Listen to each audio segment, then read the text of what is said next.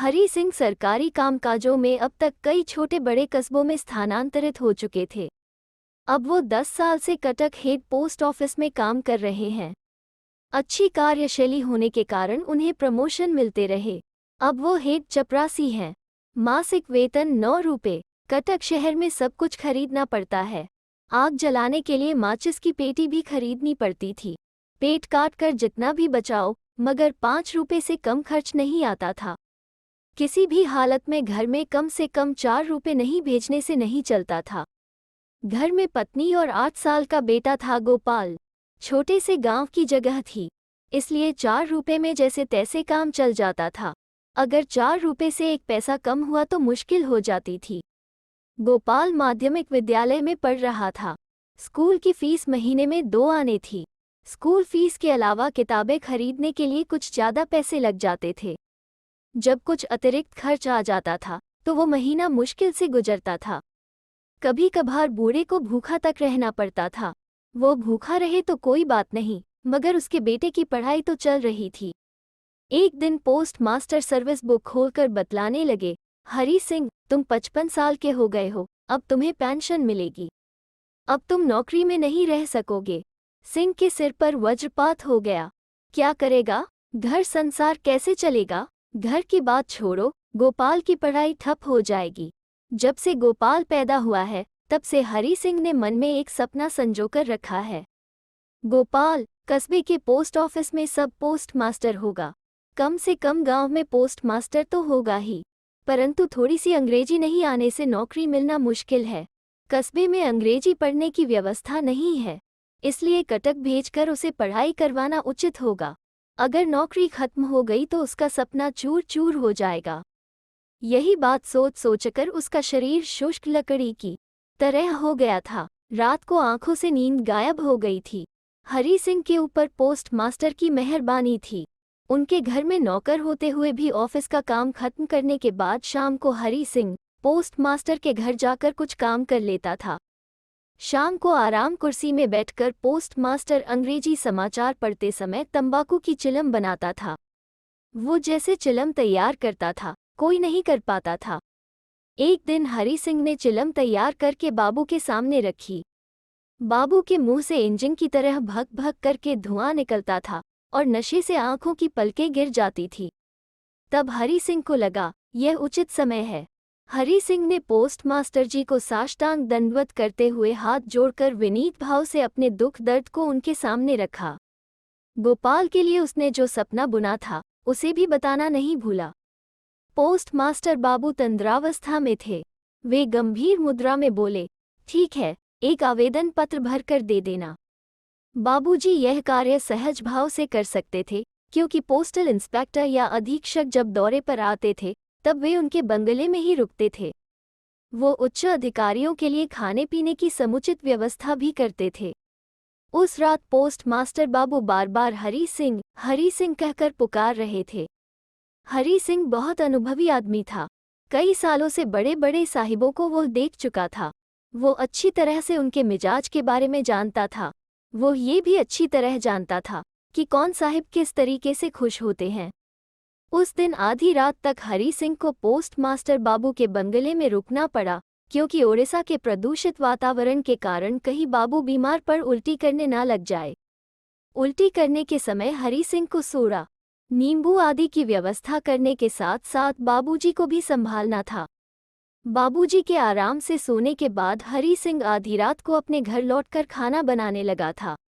इस प्रकार हरी सिंह अपने ऊपर के बड़े हाकिमों से परिचित था। हरी सिंह के आवेदन पत्र में बाबूजी ने अपनी तरफ से अच्छी तरह सिफारिश लिखकर शहर भेज दी थी। थोड़े दिनों के बाद एक्सटेंशन ऑर्डर आ गया था। हरी सिंह बहुत खुश हो गया। उसने ये खुशखबरी अपने गांव में भी भेज दी। लोग तुरंत मिले सुख दुख में खो जाते हैं, मगर भविष्य में विधाता ने जो उनके लिए तय किया है उस तरफ उनकी नजरें नहीं जाती हैं। हरी सिंह का ये सुख पानी के बुलबुले की तरह समाप्त हो गया। उसके घर से एक पत्र आया कि गोपाल की मां को सन्निपात की बीमारी हो गई है और उसके जीने की आशा नहीं के बराबर है। हरी सिंह ने पोस्ट मास्टर बाबू को वो चिट्ठी दिखाई। बाबू बड़े ही दयालु स्वभाव के थे। तुरंत ही उसकी घर जाने की छुट्टी मंजूर कर दी। एक ही झटके में हरी सिंह अपने घर चला गया। घर पहुंचकर उसने जो देखा, उसे देखकर उसकी आंखों की चमक चली गई।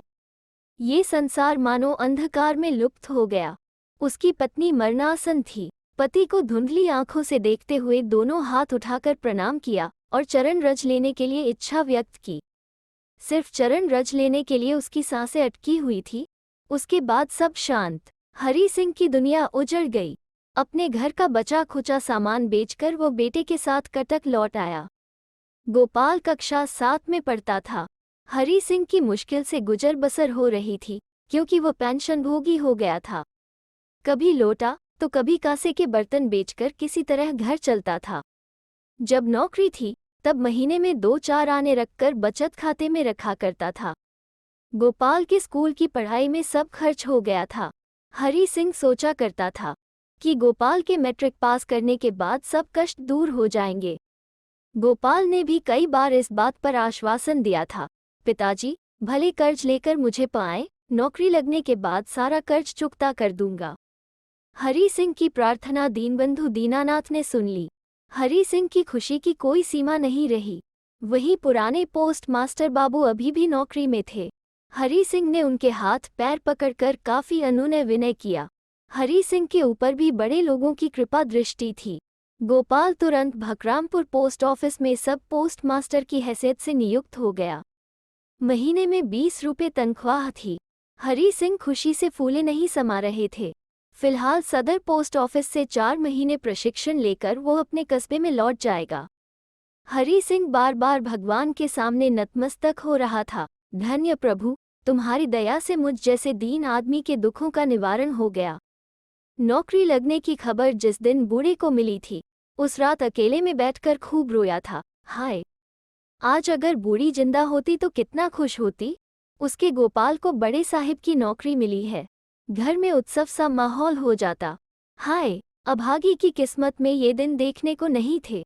देखते देखते गोपाल बड़ा साहिब बन गया। भगवान उसकी रक्षा कीजिए। गोपाल ने पहले महीने की तनख्वाह लाकर बूढ़े के हाथ में दे दी। बूढ़ा बहुत खुश। उसके पैर जमीन पर नहीं पड़ते थे। बेटा बड़ा साहिब बन गया है, बहुत सारा पैसा एक साथ कमा कर लाया है। रुपयों को 4-5 बार गिनकर अपने अंटी में बांध कर रखा। अगले दिन हड़बड़ाकर वो बाजार की तरफ भाग कर गया। जूते, कुर्ता, धोती, जिन जिन सामानों की जरूरत थी, सब खरीद कर लाया था। गोपाल बड़ा साहिब बन गया है। अब क्या वही पुराने कपड़े पहनेगा? ललाट देखकर तिलक लगाते हैं, उसी तरह नए कपड़ों की जरूरत थी। यहाँ गोपाल बाबू ऑफिस में बैठकर और 5 आदमियों की तरह अंग्रेजी लिखता था। बाबुओं के साथ उसका उठना बैठना होने लगा। सभी उसे डाक मुंशी बाबू के नाम से बुलाते थे। पूरा नाम था गोपाल चंद्र सिंह। यहाँ गोपाल घर लौटकर देखता था, बूढ़ा मैली धोती पहनकर काम कर रहा है। गोपाल किस तरह अच्छा खाना खाएगा? वो नहाया या नहीं? गीले कपड़े सूखे हैं या नहीं? बेचारे के पास काम की कमी नहीं है। ये सारी चिंताएं वो दिन भर करता था। पहले हरी सिंह कभी कभार हरिनाम लिया करता था, कुछ दान पुण्य करता था। अब गोपाल के लिए सब भूल चुका था। शायद भगवान ये सब देखकर बूढ़े के ऊपर गुस्सा हो गए थे। मानो कह रहे थे, अरे बुद्धिहीन, ये सब क्या कर रहे हो? एक दिन तुम्हें सब पता चल जाएगा।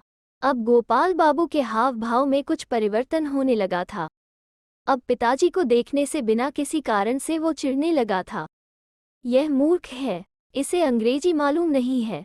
मजदूर कहीं का, मैले कुचले कपड़े पहनने वाले इस आदमी को मैं पिताजी कहकर संबोधित करूंगा।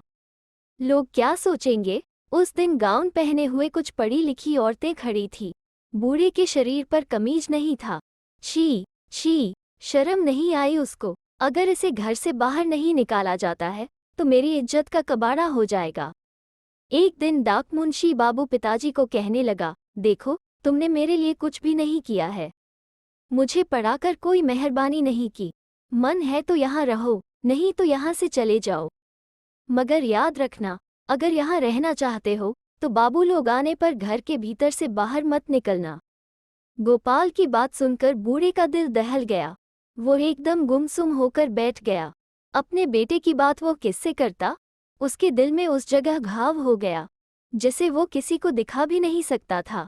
जिसके सामने वो अपने मन की बात रख सकता था, वो तो इस दुनिया से चल बसी थी। उसे बूढ़ी की याद आने लगी। वो मन ही मन खूब रोने लगा। रोते रोते उसने चारों तरफ दृष्टि डाली, मगर कोई भी भरोसे वाला आदमी नहीं मिला। बूढ़ा सुख दुख में बूढ़ी को खूब याद करता था। बूढ़े ने रोना बंद किया क्योंकि उसके रोने से गोपाल का अनिष्ट होगा। गोपाल अगले दिन सुबह किसी काम के लिए कस्बे की तरफ जा रहा था, मगर उसने यह बात बूढ़े को नहीं बताई। सुबह उठकर रुकी आवाज में कहने लगा, ए बाबा, मैं गांव जा रहा हूँ, तुम ये सारा सामान लेकर आओ। बहुत सामान है, मुझसे उठाया नहीं जाएगा बेटा, कोई कुली ही कर लेते। कोई ज्यादा सामान नहीं है। कुली क्यों करूँगा? कुली को देने के लिए मेरे पास पैसे नहीं हैं। गोपाल बाबू कपड़े पहनकर बगल में छतरी डालकर लाठी घुमाते हुए निकल पड़े। अब बूढ़ा क्या करेगा? सारा सामान इकट्ठा करके पोटली बांधकर सिर पर रखकर चल पड़ा। वो ढंग से चल भी नहीं पा रहा था। उसके शरीर में अब वो ताकत नहीं बची थी। आंखों से आंसू टपकने लगे। जैसे तैसे 10 जगह उठते बैठते हुए शाम तक वो भकरामपुर में पहुंचा। विलंब होने के कारण गोपाल बाबू ने उसे डांटा फटकारा। बूढ़ा गुमसुम होकर बैठ गया। गोपाल बाबू सुबह शाम ऑफिस आने लगे। बूढ़ा घर में बैठकर घर गृहस्थी का काम देखता था। कभी भी बाप बेटा बैठकर सुख दुख की बातें नहीं करते थे। डाक मुंशी यानी कस्बे के बड़े साहब कितने लोग आकर नमस्ते करते थे। मूर्ख बूढ़ा क्या जानता है जो उसके साथ बातचीत करेगा। कस्बे का जलवायु बूढ़े के लिए अनुकूल नहीं था। ज्वर होने लगा, खों खों करके खांसने लगा। रात को कुछ ज्यादा ही खांसी होती थी। गोपाल बाबू के सोने के लिए परेशानी होने लगी। उसने अपने चपरासी को बुलाकर आदेश दिया, जाओ, इस बूढ़े को ले जाकर कहीं झाड़ियों में फेंक दो। वो चपरासी मूर्ख था, अंग्रेजी उसे नहीं आती थी, फिर भी वो देशी हृदय वाला था। वो सोचने लगा, क्या इस बूढ़े को ले जाकर झाड़ियों में छोड़कर आना उचित होगा? ज्वर से कांप रहा है। 3 दिन से पेट में एक भी दाना नहीं गया। आधी रात को अंधेरे में बाहर छोड़ना ठीक नहीं है। ठंड की वजह से बूढ़े की खांसी और ज्यादा बढ़ गई। गोपाल बाबू के गुस्से की सीमा नहीं रही। उसने बूढ़े के सीने में 2 अंग्रेजी मुक्के जड़ दिए और बिस्तर बिछौने को उठाकर बाहर फेंक दिया। बूढ़ा अपने गांव को लौट गया। आसपास के लोगों के मुंह से यह बात सुनने को मिल रही थी। उस दिन से गोपाल बाबू का मन बहुत खुश है और वहां बूढ़े ने भी अपने गांव लौटकर 2 बीघा जमीन खेती करने के लिए मजदूरी पर दे दी। घर में बैठे बैठे अनाज मिल जाता था। पेंशन के पैसों से कपड़ा लत्ता तथा घर के परचूनी सामानों का खर्च निकल जाता था। जब से खांसी हो रही थी तब से वो अफीम खाने का आदी हो गया, मगर उसका सारा खर्च आराम से निकल जाता था। बरामदे में बैठकर वो भगवान का नाम लेता था। अब बाप बेटा दोनों खुश थे।